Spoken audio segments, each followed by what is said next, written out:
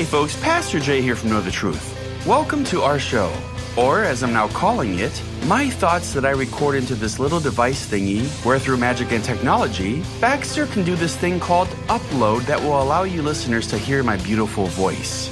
My goal here is to continue to spread the truth while simultaneously letting all of you know where we are in case, God forbid, we are kidnapped and or possibly murdered.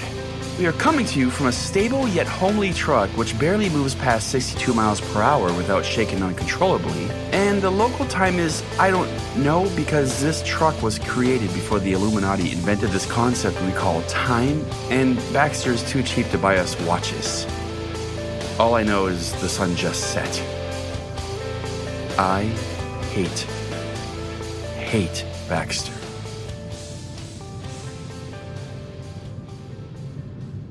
Well, folks, it has officially happened. We've been forced out of the home Baxter lived in for God knows how long. Everything he knew and everyone he loved. Gone. All in the pursuit of truth. Motherfucker, I lost everything because of you. Well, I still have a home and a girlfriend in Texas, so I'll be okay. But you can stay with us if you need to. Fuck that, man. Rachel hates me. Yeah, I'm aware. Folks, just a heads up. Most of the equipment that we usually use for our show is stored in our trailer right now. It's stored there because we need electricity to run it, and for obvious reasons, we can't do that. So, right now, I'm using a little nifty battery-powered microphone. To be more technical, my normal microphone that I usually use is hooked up to this battery-powered microphone. I'm sure you've seen them on the market. Some people use them as field recorders, and they're good for that. But I wanted my quality to be as close as possible for the show, so I used the XLR inputs and connected. You guys don't fucking care about that shit, never mind. Either way, Baxter doesn't have his own microphone, so his voice is gonna sound like total garbage for the remainder of this trip.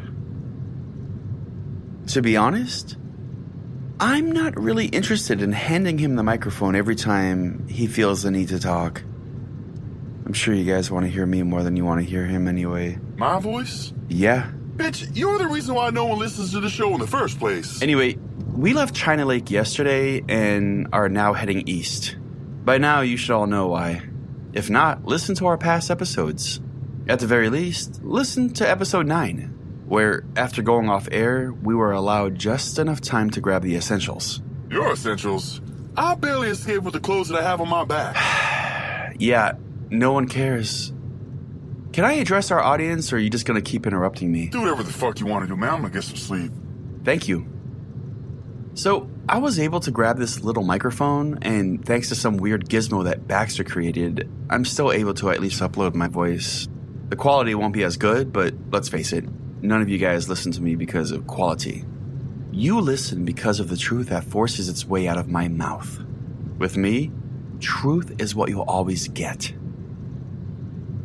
Like I just touched on, we're heading east right now, heading towards the Atlantic Ocean, and we're doing it in a vehicle that I managed to steal from one of the residents of China Lake. You might remember him from episode 9? He's the guy whose intestines Baxter ended up eating during our epic battle. I know it was his truck because even though I didn't recognize him, and thanks to Baxter, no one ever will, the keys that I pulled from his lifeless body matched the truck. We also managed to nab one of those small camper trailers that Iwasaka had stored behind the 7-Eleven he used to run before I stuck the sword of Jesus straight into his gut.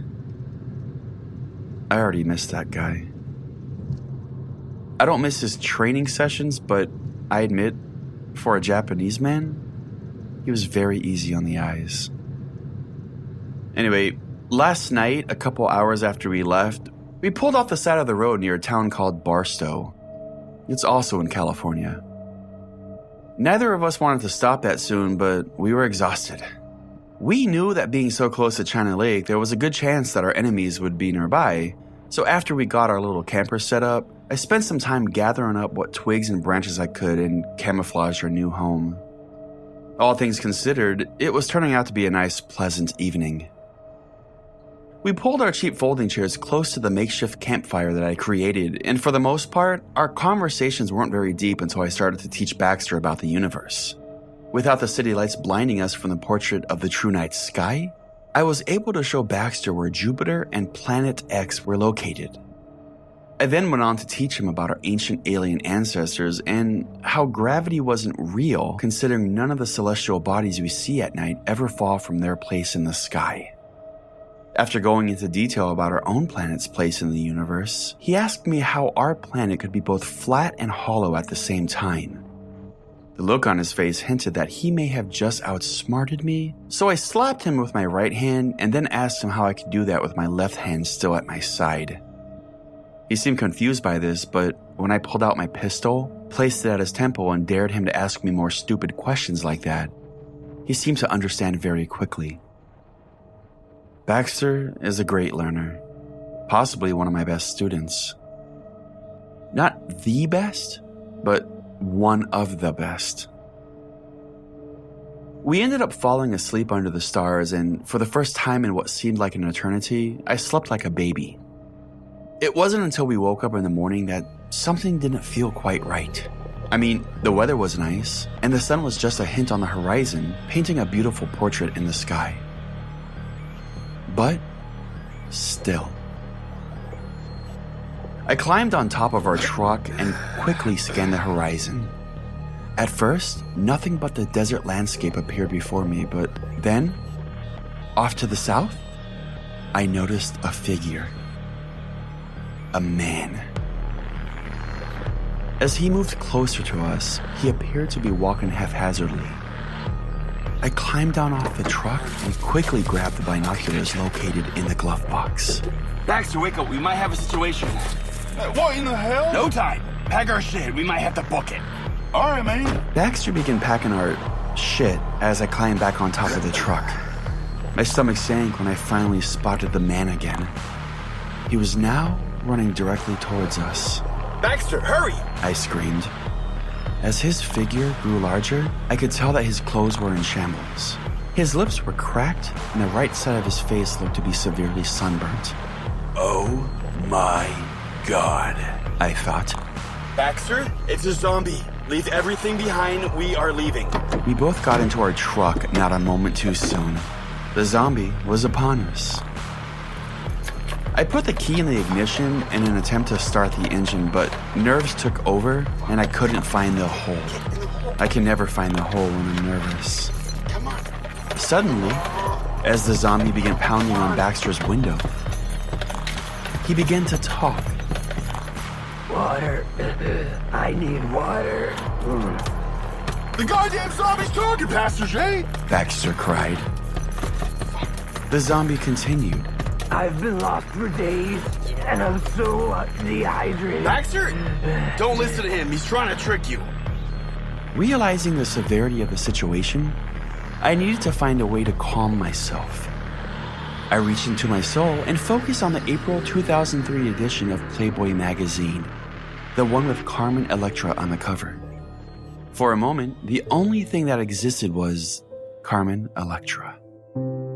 With that, I found the zen that I needed, put the key into the hole, Nice. turned the engine over, and used my right foot to put the pedal to the metal. As we escaped, the zombie screamed. Please, water. I'm dying. Now, listeners, I know that zombies were once a real thing. Hell, even the Bible talks about them on 3 separate occasions. But I thought Jesus got rid of them before he ascended into heaven and mounted the throne of God like the wild hog that he is. I've never been wrong before, but for once, I'm willing to admit that I may not have had my facts straight. Be careful out here in the desert, folks. Anyway, that's all for tonight. Aside from what I just told you, the rest of the day was pretty uneventful. I'm gonna let Baxter get some sleep that he desperately needs. So, in case this happens to be our last transmission, we are currently a few miles past Las Vegas. Actually, we just passed the Las Vegas Motor Speedway. As always, in a world of magic and make pretend, anything is possible. Good night, folks. Sleep easy.